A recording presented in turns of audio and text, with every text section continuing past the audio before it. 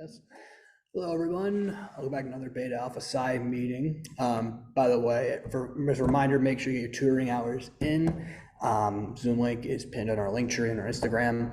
Today we have Kayleigh Donnellan from PKF O'Connor Davies come speak to us today. Again, please mute your mics, turn your cameras off if possible. Let's ask a lot of questions, have a lot of fun with this meeting. So again, Kayleigh, you go from here. So I know. So I know that I was asking you before, Adam, I'm like, oh, full-time opportunities, internships. Because one of the things that I want to talk to you guys about today is just giving you some information about kind of transitioning from a student role to like that professional role, workplace etiquette. I do apologize. I have my phone here for my notes because my laptop, as I was probably getting ready to pack up my stuff, completely crashed. My IT guys are still currently trying to revive my laptop. So I do not have my presentation on hand. So I just got my kind of notes to refer back to here. So I do apologize. I was trying to kind of bring it with me, but we just weren't able to kind of get it fixed in time. So just for that. But pretty much the main things that I wanted to talk to you guys today was just kind of obviously that transition, workplace etiquette, things that a lot of the things are common sense, but there's just some things that we've seen through our interns or entry levels that we always just like to kind of note for you guys so that you guys go into your internships and your full-time roles even better because you know this stuff beforehand. And then I figured I'd talk a little bit about the company because gotta put in our plug while I'm at it. So obviously when you guys are transitioning from that student to kind of professional role, there's going to be a lot of changes. One of which is you are going to have to juggle a lot more than you originally did. You are now juggling your hours at your internship along with studying for your classes, extracurriculars. If you're starting to study for the CPA exam, that takes a lot of time as well. So it's just going to be a lot of different changes that you're really kind of going to be like, oh, wow, kind of might shock you a little bit. You're going to have a lot more deadlines that you're going to have to hit and just a lot more responsibilities in general. So just some tips and tricks to kind of help you in that transition. The biggest thing that I can kind of like talk about a little bit here is just time management and organization. You don't really notice how much this helps you until you're actually in the role. And the first couple of weeks, you might feel as though everything's a little chaotic. But the minute you kind of organize yourself, figure out your time, deadlines, prioritize different things, you'll be able to kind of get a handle of everything a little bit better. So I would say for time management and organization, the biggest thing that I would suggest is having a planner, a calendar, making sure you've got your club meetings, your Beta Alpha Psi meetings on there, your deadlines for work, your hours that you're doing for the internship. The biggest thing that I can also stress is definitely be honest with yourself going into an internship. It's a little different for full-time because you are signing up for that full-time responsibility. Internship-wise, your main responsibility is your schoolwork because the whole goal, I can guarantee you for any company, is to turn an intern into a full-time employee. So in order to do that, you guys have to be able to graduate, get your bachelor's, get your master's, get your 150, pass that CPA exam if that's something you're going for. So for us, really the main thing is we know that you guys need to focus on school first. So really take a look at your classes, take a look at your own study habits and say, this is the amount of hours that I can give to an internship every single week. And when you're going through and you're talking with companies, make sure that you're communicating that. Because the companies will communicate that back to you and say, hey, we're really looking for interns that are working 20 to 25 hours.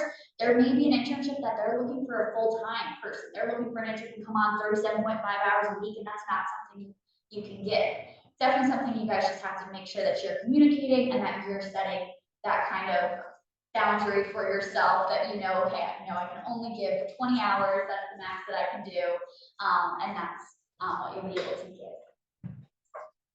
Another big thing is kind of seeking out a mentor when you are going into those internship or full-time opportunities. Full-time wise, especially for PKF O'Connor Davies, we do assign you to a mentor or a career advisor that will follow you throughout your career. But even at the intern level, you most likely will get assigned an intern buddy or somebody that can kind of answer questions to you, but also seek out somebody yourself. See if that person isn't at your office, if they're not sitting right next to you, make friends with the person next to you so that they can kind of be the go-to person to ask those questions to.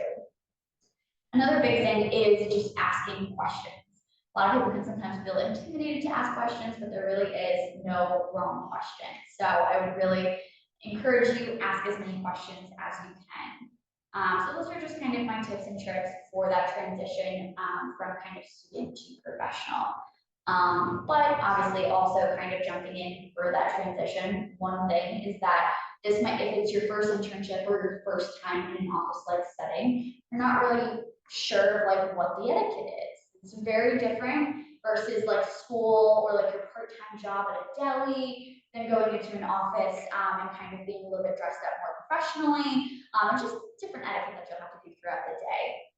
So what is etiquette? Etiquette is that fancy word to get along with somebody, the politeness, confidence, your poise, but it's not only just about like your spoken words and what you say to everybody around, it's also your body language and how you present yourself.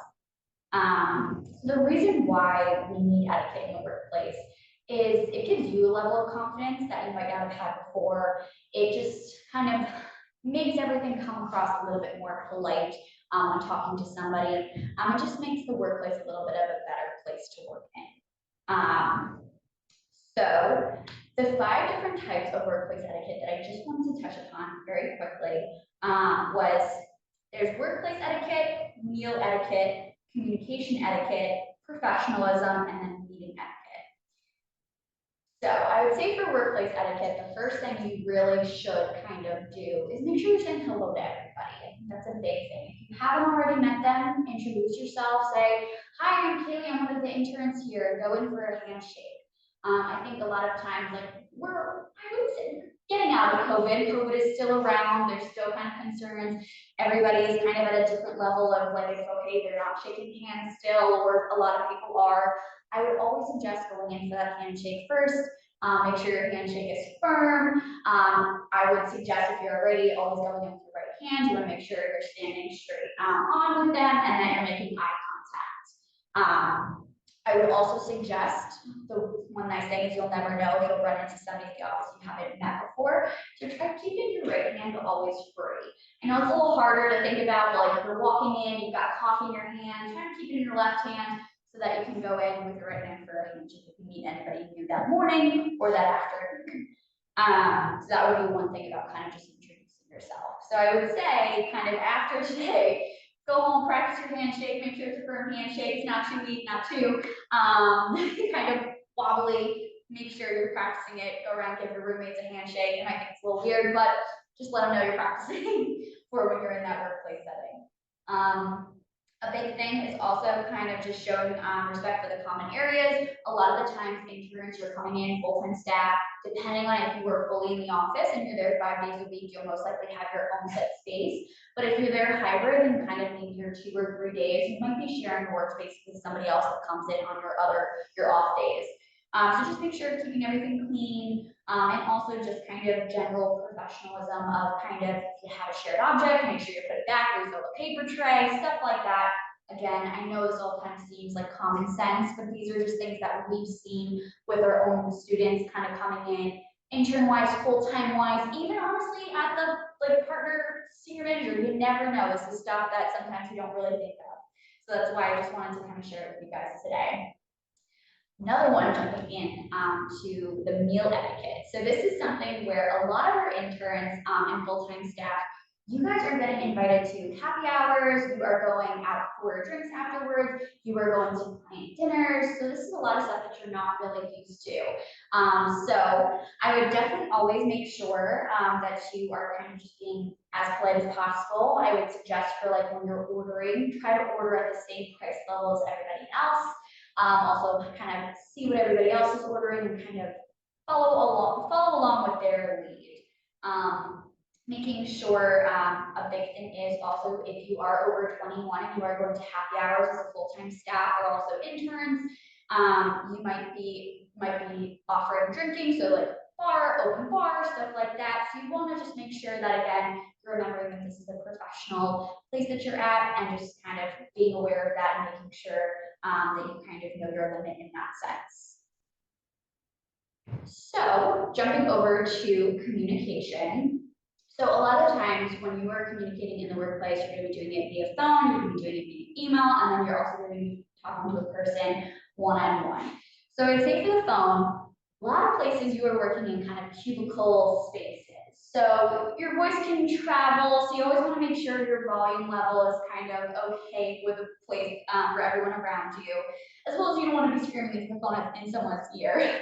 They might be doing it to you depending on where they are, but you also want to make sure that you're not doing that to them. I would definitely make sure to always have that pleasant tone in your voice, because again, like when you're on the phone, you really can't see facial expressions, so you never want somebody to misconstrue what you're saying. So again, always try a pleasant tone in your voice. Jumping to email, you always want to be concise and to the point. I have learned the hard way that no one will read my paragraph essays in my email.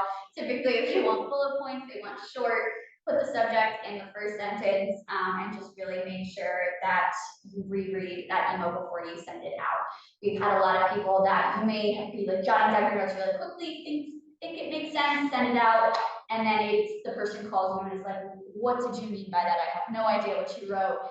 So again, making sure you're rereading it, just double, triple checking it. You also always want to, I think something that some people tend to forget is you want to make sure you're also answering your emails as quickly as possible. I would say you never want to let an email go over 24 hours without acknowledging it. Even if you do not have the time within that week to kind of answer, give them their long answer, if they're looking for a report from you or something along that line, and you don't have the time, say, hey, I see your email, I will get this back to you. Is there a date that you need this by? Just so that they know, hey, they're working on it. I don't need to like follow up with them. I would say kind of, I think I've seen one rule is emails from within your company, try to answer within that 24 hours. Emails from outside of your company, definitely make sure to answer them within 3 days. I would say that's a good rule. But again, if you can, make sure you're doing it within that 24-hour mark. While you're in person, talking, making sure you're making eye contact, that's a very big thing. It shows that you're actively listening to the person. Again, making sure you're matching their speaking level, and that active listening, kind of nodding along with them, repeating back, saying, okay, gotcha, repeating it back to them if need be. That just helps kind of with that communication. So moving on to professionalism. So a big one is being punctual. I think that this is one that I think a lot of people know. For interviews, you always hear, okay, you gotta be early 10 to 15 minutes. But also when you're on the job, you always want to make sure that you are on time, whether you are going to the office, in accounting, you might be traveling to clients. You want to make sure you are always kind of accounting for any traffic. So again, I would always say being early is better than being late. Today I was over an hour early because I messed up the times. So that's another thing that's like, again, always better to be early than it is to be late. So another part of professionalism is also being flexible. A lot of the times, there might be times where things come up, especially with clients. You guys are working directly with clients. Clients might have another meeting, they might have an emergency that they need to get to, or also for you, if you have a meeting set up with your manager and your client needs something from you right then and there, you might have to move your meeting with your manager, or same vice versa, your manager might have to move their meeting with you to another time. So just be flexible, be aware of what's going on. Just kind of understand that things kind of come up. You never know what's going to happen in the day. So if something just needs to be moved around, that's totally okay. But always make sure that you're communicating that to the people around you. Another big thing is accepting constructive criticism. I think that this is big because this is the way that you learn. So really kind of going in there with an open mind of when someone gives you this criticism, it's something that, you know what, this is just to help you learn. It takes a lot to kind of learn how to accept constructive criticism. I think that that is something that I think everyone still works with, because sometimes it is kind of like a little hurt to your ego, and you're like, oh, okay, like I didn't do that as well as I wish I did. But you know what? It's just an opportunity for next time to do a little bit better. So something that will kind of come with practice. Another big thing is also just remembering, kind of going back, it kind of goes under professionalism, but then also communication of just being aware of who you're talking with. If you are out to a client, you might be a little bit more professional with that client than you would be with your coworkers back at the office. you are definitely gonna be a little bit more professional, just speaking to a partner versus another associate, another intern, or even your manager who's your career advisor who you speak to every single day. You'll also learn email styles too. You might like be very professional in your email to a partner saying, hello, so-and-so, I hope you have a wonderful day, and you're giving them a nice little kind of greeting and then a sign off and making it as professional as you possibly can. And then you might learn from your manager that they kind of are perfectly okay with you saying, hey, got it, we'll have this to you by 1 p.m. So again, just be aware of who you're talking to. You'll learn these patterns as you are communicating with your coworkers and your bosses. So this is something that you'll kind of learn throughout that internship or kind of your first year in a full-time job. Jumping into meeting etiquette. So this is a big one because we are kind of where we are doing meetings in person, we are doing virtual meetings still. For us, we've got 18 office locations. My boss is out of the Hop Hog office. I'm out of New Jersey. My other coworkers out of Harrison. So we are constantly doing virtual meetings. And then a lot of times we're doing in person. Like today, everyone was in our Harrison office doing a giant training together. So I think just the big thing is making sure that you are aware of kind of the daily schedules, lunch times. I would always suggest maybe try to steer away from scheduling a meeting during lunch. If you do, just kind of let them know and say, hey, you can move this if you need to eat, if you haven't got a chance yet. Just be mindful of those daily schedules. And also, when you are virtual, making sure you're looking directly at the camera. Now, I know it's always like such a habit to look yourself down in the corner, but you want to make it look as though you're having eye contact with the other staff. The big thing is checking your background as well. The nice thing about Teams and Zoom, depending on what your company works with, you typically have the option to kind of set your background either to a blur, to a different setting, if you don't have like a neutral wall behind you. So that's always kind of a helpful thing if you're potentially your office space is like half in the kitchen, or you're working from home that day, or in the office, you've got a bunch of people behind you, you can always kind of blur out your background. Another big one is if you are working from home, make sure to shut your door. You never know if your dog likes to start barking at the mailman, kind of interrupt or kind of get you guys off topic in your meeting. Another big one too, I would suggest for you guys as like interns entry level, when you are going into a meeting, I would always look to see in the description if there's an agenda, because this will help you guys prepare your talking points for the meeting and you'll be a little bit more prepared. And your bosses will definitely look at you being like, oh my God, they are on point, they know exactly what we're talking about. And it just kind of helps the meeting stay on topic. So I would definitely, if there isn't an agenda, maybe ask your boss, is there anything that I should prepare for this meeting? That's something to this day, I've been working for 4 years full time, and every single meeting I go into, I'm like, hey, do you need me to prepare anything? Do you want me to have any kind of statistics ready? What are you looking to get from me out of this meeting so that I can prepare? And that has always helped. Sometimes she says, oh, no, it's an informal meeting, you don't need to plan anything. But sometimes she'll say, hey, actually, can you grab this report, and this report? And then I'm ready to go. And that just makes our meeting so much more productive. So a big thing to kind of note for you guys. Really, at the end of the day, kind of the platinum rule of etiquette is just kind of for the office, treating others the way that you would like to be treated. That's something I think we've all heard since we were kids in elementary school, preschool, kindergarten, all the way up through high school and college.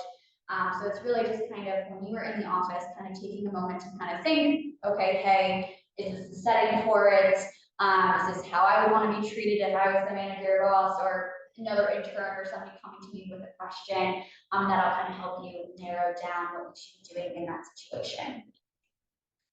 So I guess that was kind of the shortened version of my presentation. I have the actual written out presentation, but unfortunately my laptop dying on me last minute.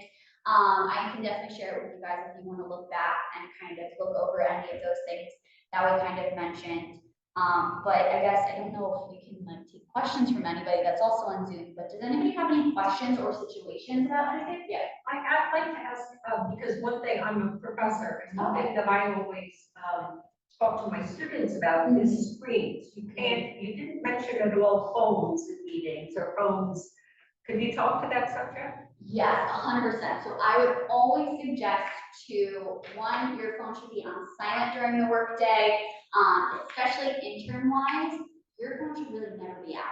I would really suggest this because if you never know if a partner's walking behind you, if they don't know, it's never a good thing because they can kind of see, even if you're looking something up for work on your phone, they don't know that. They just see that you're on your phone, not on your work computer. So I would definitely suggest phone should always be silent throughout the workday or on vibrate if there's something important that you might need to happen with family, anything like that. Vibrate, I guess, would be the best option. But again, always have it either in your pocket or in your bag. If you are going into an in-person meeting, I would not even bring your phone in at all. I would leave it in your bag outside of the meeting because I think there's a big thing where it seems as though you're not actively listening in that meeting. You're distracted. They don't know what you're doing on your phone. It could be work, it could be not work. So our recommendation is just to kind of always keep your phone in your pocket or in your bag. One thing that I will say is a lot of the times, like my manager will sometimes have her phone out. And typically that's only been when like situations have been going on with her daughter or her husband, but she'll say at the beginning of the meeting, guys, like just FYI, there's just been a situation going on today, that's why my phone is out. I'll step out though if I need to take the call. So again, if it is something that is necessary to have your phone, if there's an emergency going on, just make sure to kind of note that to the people that you're talking to, so they're not wondering why is your phone flipped up on the table and why do you keep looking at it to check on it. So I would definitely say that for phones. Thank you. Any other questions about kind of etiquette or situations or transitioning, or has anybody kind of had a certain situation where you're in the workplace? Yeah. How can time management organization help smooth the transition from someone who's graduating to going to entry level position, that kind of thing? So I would definitely say a big transition in itself of kind of just going into working full time is the fact that now you are getting up at a certain time. You might have not been a morning person before, or you've always been a morning person. No matter what, you're still getting up in the morning, and then you have a commute ahead of you, and then you were at the office for about 7.5 to 8 hours. Then you've got to commute home. You might have to cook dinner if you're living on your own. Shopping wise, food wise, just making sure you have food in the house. So all of this stuff, I don't think a lot of people kind of tend to think is like, oh, this is going to make a big impact when I'm working full time. But there's a lot of different things, like even doing laundry, like making sure you've got clean clothes, your house is clean, stuff like that. Right now, with classes, you have them at different times. Oh, you can throw a load of laundry in between class. You can clean on Saturdays. You're doing your homework. But when you're full time, a lot of it's very limited to the weekends or kind of after work. So just really kind of planning out your week and saying, all right, Monday I'm at a client, Tuesday I'm at a client, Wednesday, Thursday I'm working home, or I'm working in the office, Friday I'm working from home. Okay, I've got an hour and a half to meet to the client. All right, I know I'm not going to be home till about 7 p.m. All right, maybe I should meal prep the Sunday before, make sure I'm not starving or like having my blood sugar go too low. It really seems as though the most simple thing, but it's something that I struggled with a lot when I was transitioning. I would kind of go for a week and I'd be like, oh my God, I have no food. I'm like stopping at McDonald's on my way home because I don't have anything. And then it just kind of adds that whole kind of, it just makes it a lot more chaotic, where if you have a plan, you know what your week looks like, you know what time you have to be at a client. Also a big thing now is too, with commuting, is that Wednesdays, there's a lot more traffic on Wednesdays because that's the day everyone goes into the office. Mondays and Fridays, there's no traffic whatsoever because everyone works from home. So it's a lot of just knowing those things and kind of taking a look at what is your week going to look like. Are you going to plan out food? Are you going somewhere else for food? All right, when am I going to do my laundry? But then also having a work-life balance. And if you are somebody that walking, going to the gym de-stresses you, make sure to prioritize that in your weekly plans. I think that's a big thing, especially in accounting. No matter where you work, in public and private, there are busier seasons where you are working more hours. And it's something that during that time, there's a higher level of stress, there's higher pressure on you during that time. But you still also want to make sure you're not overwhelming yourself or you're getting to the point of you're burnt out. I think that's a big thing that happens within kind of any busy season or even professional wise in general. If you're burning yourself out, working, and you're not taking that time of like, you know what, okay, 6 p.m., hey, I've got a class at 24-hour fitness, I'm gonna run out for an hour, do my gym class, come back, I'll finish up whatever I need to finish up at that point. So again, just making sure you're kind of organizing your week, prioritizing certain things, eating, working out, whatever distresses you during that time, so that you're able to get your work done and you're able to be productive during the workday. Because you don't want to just go into work and kind of waste your time. If you're not mentally there, you're starving, you're not going to be able to focus. You're not going to be as productive as you would have if you planned, you've been more organized. So I'm somebody that I'm color coder, so on my calendar I've got my work stuff of today I have a presentation. I knew that I was going to be here, so I'm like, okay, I've got dinner set for me for when I get back so that I don't have to cook. I know prepped it last night, so I'm good to go. So it's just those little things that I think that organization and those time management skills will definitely help you. Thank you. Yes. This kind of stems off from what you just said, but what are your thoughts of like either working full time or like an internship and also going for your grad at the same time? It's like I'm kind of thinking about that, but I don't I've never like worked full time before, so I'm kind of just wanting to see what your thoughts on it. I would definitely say it really does depend on kind of the work that you think you're going to go into. So I can only speak because I was not an accounting major, I'm on the HR recruiting side, but one thing that we have I've had plenty of conversations with our partners, with our associates, because we do have a lot of associates that are going to school, finishing up their grad program, that are working full time, doing masters online, late at night, weekends, things like that. I would say that if you were going into tax, it's a little harder because your kind of main busy season is that January to April, and you are working a lot more, so it's harder to kind of balance that with classes.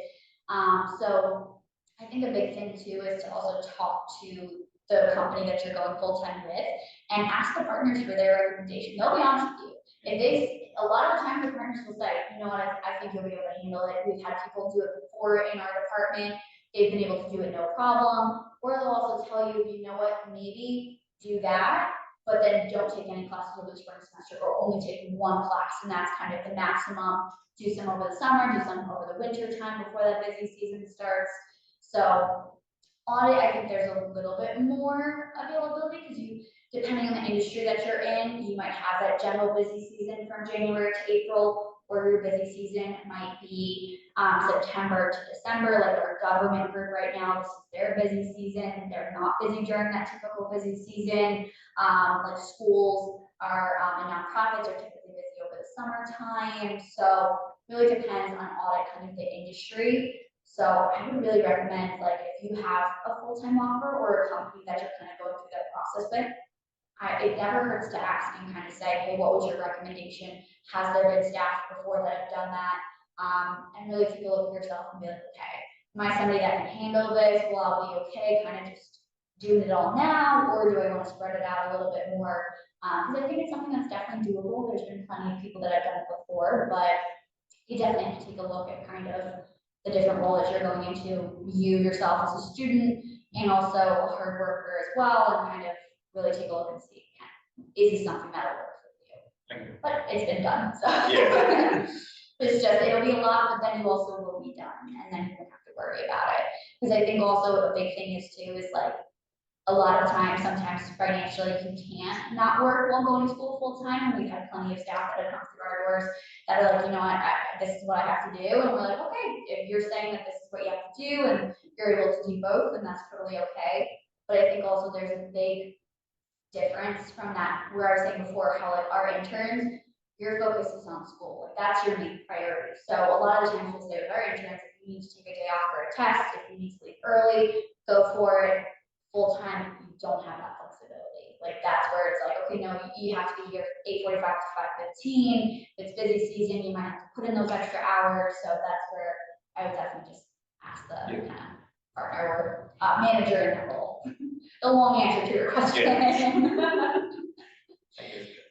Any other questions from you guys, or kind of there? Before I'll give you a little information about our firm too, in case anybody's looking for internships or full time, or just wanting to kind of hear about our opportunities. But anybody have any questions on etiquette or the transition?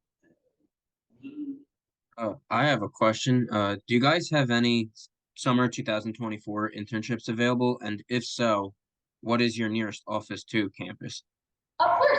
So that's a perfect question for our transition into talking a little bit about the firm. So kind of starting off with, I'll answer your question in just a moment. So I'll jump into kind of first just giving you guys an overview in case you haven't heard of us before. We're a mid-sized public accounting firm. So we've got around 18 offices. We have about 1,500 staff, and we're kind of located from Boston all the way down to Maryland. We've got some outlying offices down in Florida and then also over in India as well. So we're always growing, always adding to our firm, which is really great. And we have opportunities kind of from the freshman level all the way up to kind of full time. So we definitely do have some internships open right now. We are actively recruiting for the summer of 2024. So I would say the two closest offices to Fairleigh Dickinson, kind of both campuses, would be our Woodcliff Lake, New Jersey office, which is in Bergen County, and then Cranford, New Jersey, which is a little bit further down. Unfortunately, I'll be very transparent. We have filled the Woodcliff Lake office for the summertime. So right now we only do have our Cranford location where we're actively recruiting. And typically those do end up being our audit interns. So you'll be getting to go out, go to client sites. You are working full time for 8 weeks, getting a lot of hands-on experience. You are also kind of getting to participate in a lot of networking opportunities. We do an intern day of service, so kind of getting you out from behind the computer, going and giving back to the community. We do an intern appreciation day. Not sure if there's any Yankees or Mets fans here, but we did go to the Yankees-Mets game last year over the summertime. And then we do also have a research project that our interns work on for the full 8 weeks.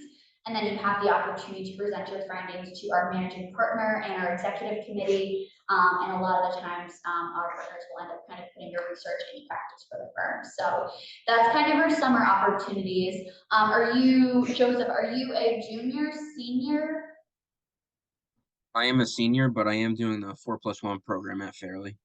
Okay, awesome. So depending on where you're located, we are also recruiting, we'll be starting to recruit for the winter of 2025 fairly soon. I think we post our positions typically about a year out. So still right now, we only have winter 2024, summer 2024, but I'm hoping within the next couple of months, we'll have our winter of 2025 positions open. And we are always looking for interns in the Woodcliff Lake and also Cranford office. So being in that 4+1 program, you definitely will still be eligible for that winter 2025, because I'm assuming you'll graduate May 2025 with your master's. Is that right?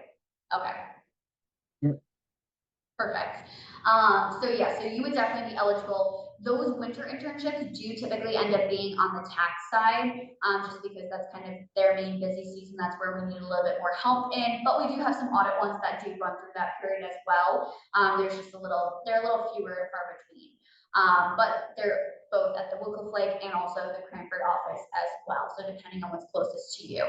I would definitely suggest maybe what we can do is, if you want to, we can share information. I can have Jack share my information with you, and if you want to send me over an email, we can always hop on a call and like talk a little bit more in depth about the application process, and also kind of keeping you up to date of when we'll post those winter 2025. If the Cranford one doesn't work for you over the summertime, so we can always get connected on those.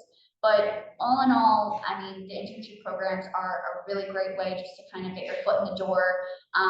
We do have a freshman pathways program geared towards freshmen. You kind of get to learn a little bit about audit, tax, our advisory side, as well as kind of our internal departments. So IT, who's being so helpful in fixing my laptop, and then our HR department, marketing, finance. These all kind of help the company run kind of behind the scenes to allow our auditors and tax guys to go out and work with our Now, clients. is that a paid internship for freshmen? So the freshman program is kind of a learning program. So it's a one-day program. It is virtual right now. We're hoping to kind of move it to in-person over the next couple of years. Kind of do it all across all the different offices, but that one it's not paid. It's more just like a learning program. We do also have a sophomore program as well. This one is also a learning program too. It's a 2-day program. You get to come into our office that's closest to you. We typically hold it at 4 different offices. So Woburn, Shelton, Connecticut, or Woburn, Massachusetts, Shelton, Connecticut, New York City, And then our local like New Jersey office to try to hit kind of all of our regions there. And this is where you come in, you get to network with our partners, managers, hear kind of their career trajectory, where they started and where they ended. We'll do some workshops, some resume prep, interview prep, and because you actually do then get to interview or get kind of those first interviews for the following year's internships. Because sophomores, you're not yet eligible for those internships because we do look for juniors or above. So if you're able to come into that program, you'll kind of get to meet the firm, see if it's a good fit for you as well. And we'll get to kind of know you over the course of 2 days versus just 2 short interviews.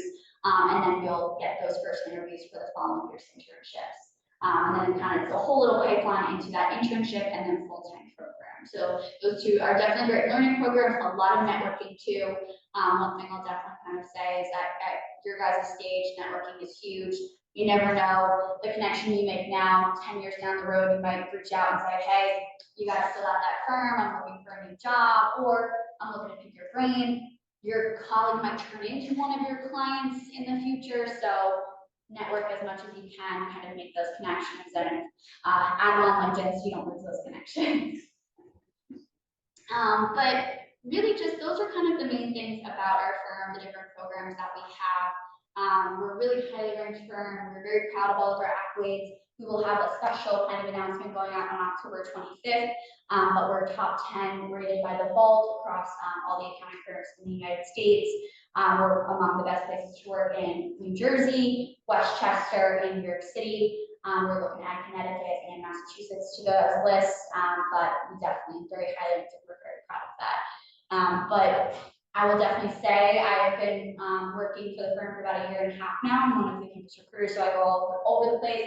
I have the honor of being able to meet Kayleigh Dickinson and get to know all of you guys. So if you guys have any questions, even outside of kind of looking for internships or full-times, I always am very happy to get on a call. If you want to go through a mock interview, if you want me to look over your resume, I'm very happy to help because we want to set you guys up for success. We want you guys to kind of thrive and go out in the world and be amazing staff. So we're always willing to help with that. But I guess, does anybody else have any questions about kind of the firm, opportunities that we have, really anything else that I can answer for you guys? Yeah, when do the applications go out for a freshman athlete program in our sophomore and junior program? Because I know I did that, I think 2 years ago I did, it was amazing program. Amazing program, everyone wants to know that it was amazing. Definitely should recommend it, any freshman to take that program. Even though it's not paid, you definitely learn something out of it. And it's different, so those applications are live right now, so you can find them on Handshake, you can find them on our website, and I can share them with you, Jack, as well. But those are rolling applications. We'll accept applications pretty much for freshman pathways up until about a week before. Leaders of Tomorrow is typically about a month before. Both of those programs will be in June, so freshman pathways is June 26th. It'll be about 3 to 4 hours via Zoom, and then Leaders of Tomorrow will be the first day, will be June 17th, and then depending on the office that you're coming into, the 18th will be New York City, 19th will be Woodcliff Lake, the 20th will be Woburn, and also Shelton on those 2 days. So you can find, again, all that information is kind of on Handshake as well as our careers page on our website. But I would definitely suggest get your name in now or get your applications in now for those programs, because you never know, you might forget by the time June comes around. It's just a really great program, and you'll get to learn a lot more and also network with a lot of professionals and hear kind of what their jobs look like and some advice from them as well. Definitely. Any other questions or comments or? I do have, Yeah, do you guys have any fall internships? I know some firms do, but I don't know if you guys might have any that are available for like next year or something like that. So unfortunately, we don't have any fall internships. Typically, we'll do the winter. We have our winter ones that run from kind of January to April, and then we have our summer ones that run from June to August. Okay. So depending on those, depending on the needs, sometimes we will have a year-round intern, and we'll kind of, typically we'll transition one of our winter or summer interns into a year-round and see if they're available to kind of come on. Our head intern for our Workplace Lake tax interns does come on starting in August. In order to kind of be eligible for that role, you typically have to intern with us for a year, and then any of our returning interns are eligible for the following year, depending on performance. That's kind of who's considered the head intern by one of our partners. So that's kind of the one that would only kind of start in August and went through the fall. Okay. But that's typically a second-year intern that's been with us previously.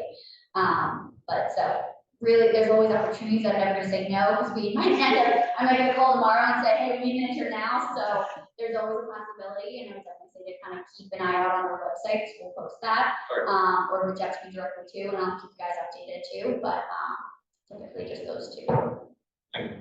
What makes PKF stand out from any other public accounting firm? If anyone's like maybe considering, oh, I might want to apply for PKF, but I don't know if that would be the right fit. What makes you guys stand out? I would definitely say the biggest thing, and it's going to sound very cliche, is with us being kind of a mid-sized firm, you have a lot of flexibility in kind of where you want to be within the firm. So if you come in and you are starting an audit and it's something that in a couple of years you're like, you know what, the traveling is too much. I kind of really do miss working on the tax side, or hey, you really still like audit, but you might want to be working in a different industry or different clients. Really, just the biggest thing is having to communicate. We've had so many staff that have kind of communicated with the partners, with HR, and kind of saying, you know what, I really enjoy what I'm doing, but I want to be challenged a little bit more. I actually don't like what I'm doing. I want to kind of move over to a different industry, audit versus tax, and we've been able to kind of make sure that our staff are where they want to be. And in return, I mean, we have really great staff. I mean, and you know, I'm biased with that.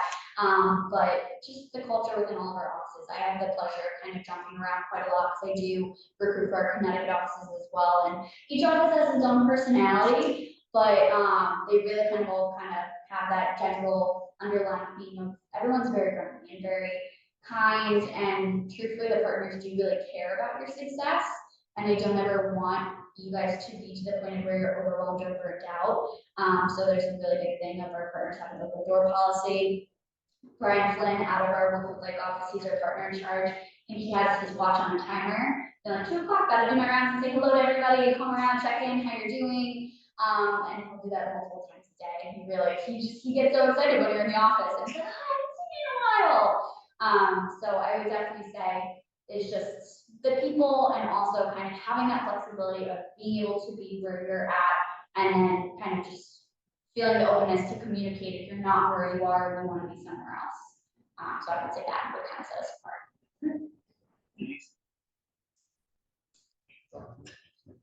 Does Jack have all your information that you post with underneath the recording? Yes, absolutely. Yeah, and you have my email, my phone number, feel free. I have my phone on me all the time. So emails, phones, calls, I will definitely answer. I'm here to be a resource to you guys. So I'm looking for more information down the line, even if you guys accept full-time offers and you're looking 5 years down the road, always feel free to reach out to me or add me to your network, and I'll add you to mine. So it really, I mean, any other questions, but it's been a pleasure getting to talk to you guys and kind of being here on campus. Thank you very much. Thank you so much. Thank you guys so much, and thank you guys for working with me through my technical difficulties. Yeah, that's everyone. And thank you, Jack, so much for setting this up and having me come out and organizing everything. All right, thank you guys so much. Next week's meeting will be on JCPA in person. And then with the other questions, thank you guys so much. Have a good rest of your week. See you all next week. Well, I do have 2 first aid kits. You never know when you'll need them. Keeping your bags, keeping your cards, Band-Aids, anything. You never know. That was very nice to see. Aren't you glad you showed up? Yes. I always have them. Like, that's the one thing that, like, you can't tell me you don't need. That's right. I haven't seen that being given out before. Oh, really? That's like a perfect one. Well, Take thank you so care. much for having me. It was so nice meeting you. Okay, take care. You too.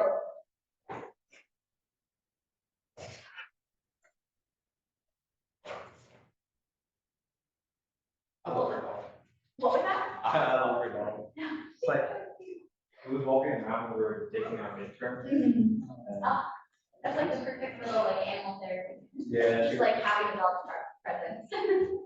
It was good meeting you. It was nice to meet you. Thanks so much for